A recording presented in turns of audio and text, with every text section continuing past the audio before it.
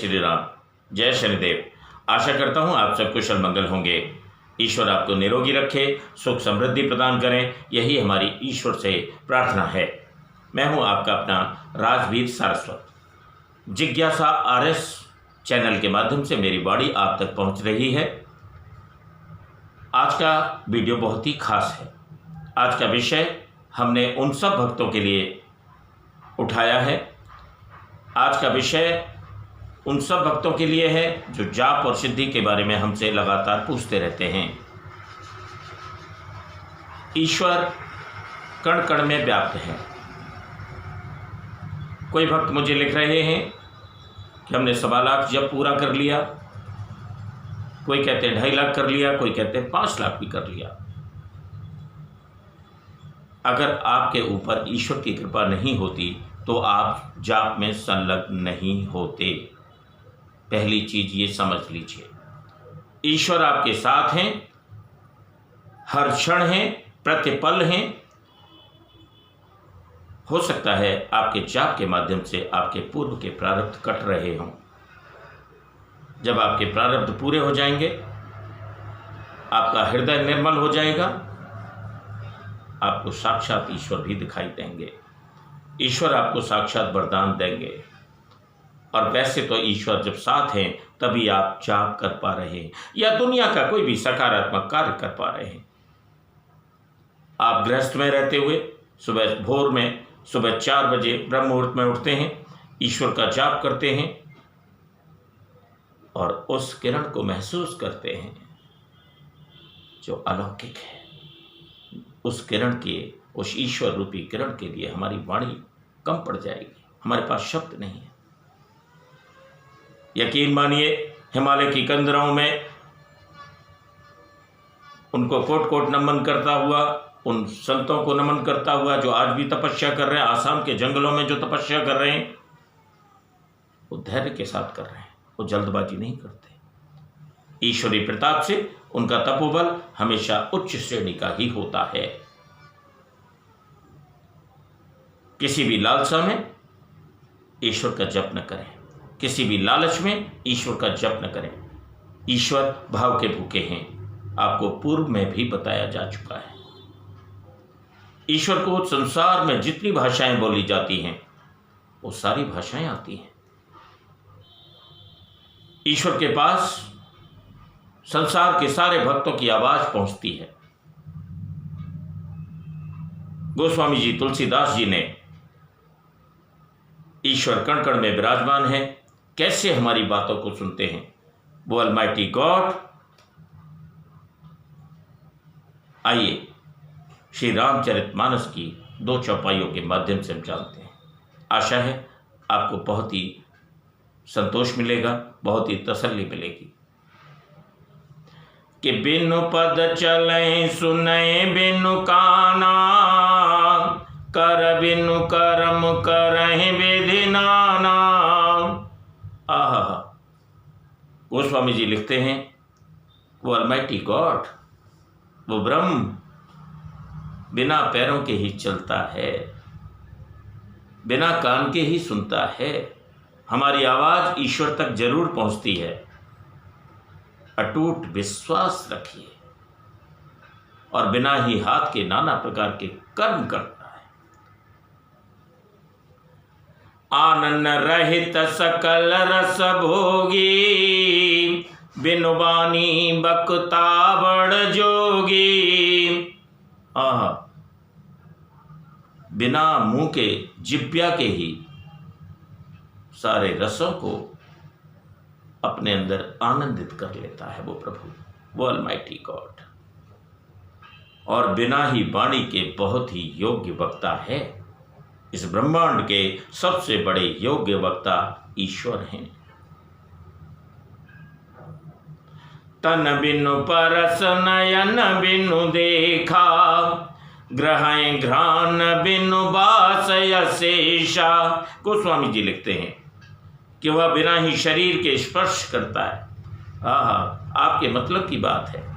आप जब जाप कर रहे होते हैं, ध्यान में होते हैं, बहुत सारे भक्त हमें लिखते हैं कि मैं उस लोक में पहुंच गया, मैंने ब्रह्मांड को देख लिया। आप धन्य हैं।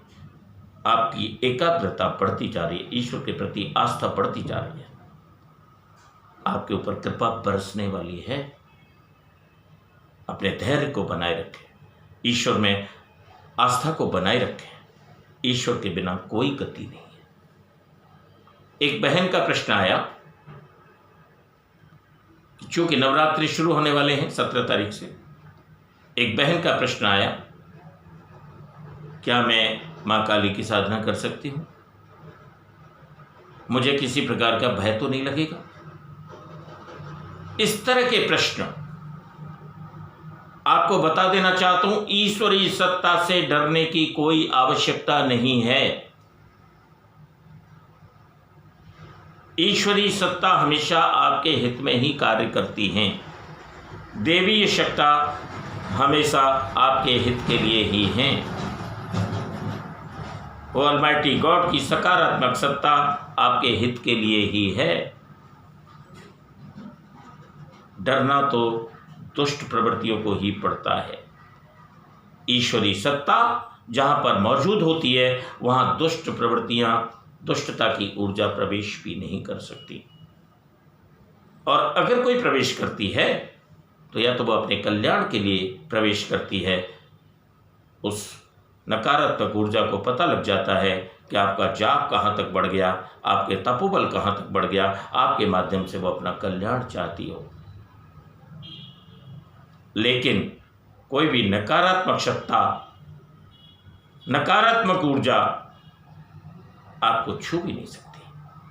आप अपनी सकारात्मक ऊर्जा को इतना बढ़ा लीजिए उस तपोबल से, उस जाप से। एक और सवाल, आप थर्ड आई के लिए लालयत रहते हैं। मेरे पास कई भक्तों के प्रश्न आते हैं, आप थर्ड आई के लिए क्यों चिंता करते हैं? जिस दिन वो किरण छू जाएगी, ईश्वर की अलौकिक किरण भी छू गई तो आप धन्य हो जाएंगे। ईश्वर की कृपा जहां पर है, मैंने पूर्व में कहा है, ईश्वर भाव के भूखे हैं। Let's hope for the best. आप सबका जाप का जो है आपको मंजिल मिले, आपका जाप अच्छा रहे, आपको जो कुछ मन में सोचा है ईश्वर को पाने के लिए, ईश्वर आपका कल्याण करें और आपको वरदान दे, यही हमारी शुभकामनाएं हैं। निश्चित रूप से अपने धैर्य को ना डोलने दें। ईश्वरी कण-कण में मौजूद है, ईश्वर भाव के भूखे हैं, ईश्वर के अंदर कोई भेद नहीं है। ईश्वर को पाने की लालसा, जितनी आपकी तृष्णा बढ़ेगी उतना ही आपको आनंद आएगा। और इसके साथ मैं एक बात कहना चाहूँगा, एक छोटी सी शॉर्ट स्टोरी है, आपने सुनी होगी। सुकरात का नाम, मैंने पूर्व में भी वीडियो में सुकरात के जीवन पर एक वीडियो बनाया था। सुकरात का नाम आपने सुना होगा। सुकरात को बहुत लालसा थी। सुकरात चाहते थे इस जीवन दर्शन को, इस जितनी इस संसार में जानकारी है वो सारी मेरी बुद्धि में आ जाए। मैंने पहले भी कहा, nobody is the master in this world. संसार में ऐसा कोई प्राणी नहीं जो सब कुछ जान ले सिवाय ईश्वर के। सुकरात समुद्र के किनारे टहल रहे थे। एक बच्चा रो रहा था। रोते हुए बच्चे के पास पहुंचे। सुकरात ने पूछा, बेटा क्यों रो रहा है? बच्चे के हाथ में एक चाय का प्याला था। बच्चे ने कहा कि सामने समुद्र है, मैं समुद्र को इस चाय के प्याले में भरना चाहता हूं। सुकरात को बड़ा अचंभा हुआ। सुकरात ने समझाने की कोशिश की कि समुद्र चाय के प्याले में नहीं समा सकता। लेकिन देवयोग से तभी सुकरात को ये भान हुआ, ये विदित हुआ, क्योंकि ईश्वर उस बच्चे के रूप में समाये हुए थे। सुकरात को इस बात की, उसके दंभ को तोड़ने के लिए, सुकरात के उस अहंकार को तोड़ने के लिए कि मैं सारी दुनिया का ज्ञान अपने अंदर इकट्ठा कर लूंगा। ईश्वर रूपी वो बच्चे ने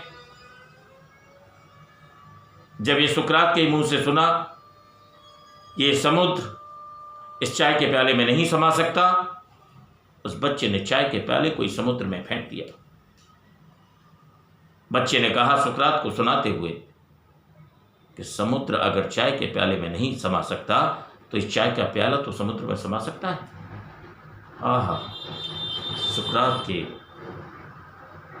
अहंकार को ठेस लगी। सुकरात के ज्ञान चक्षु खुल गए। सुकरात ने कहा, मैं कितनी गलती कर रहा था। इस संसार की सारी जानकारी अपने बुद्धि में समाना चाहता था। ऐसा नहीं हो सकता। कहने का भाव यह है कि हम ईश्वर द्वारा निर्मित इस ब्रह्मांड की सारी बुद्धि को नहीं पा सकते, लेकिन ईश्वर में खुद को तो समा सकते हैं। वही संदेश उस बच्चे ने सुकरात को दिया। हम ईश्वर को पाना चाहते हैं, लेकिन ईश्वर को समर्पित अपने आप को नहीं करना चाहते। दोनों काम कैसे हो जाएंगे?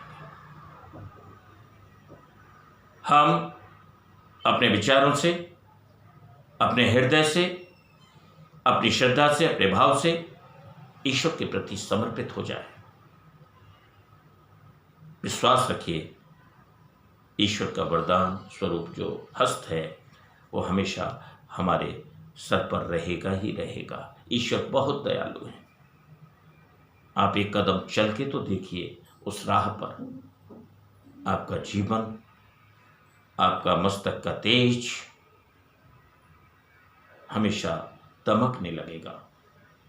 शुभकामनाओं सहित मैं राजवीर सारस्वत अपनी वाणी को विराम देता हूँ। धन्यवाद। नमस्कार।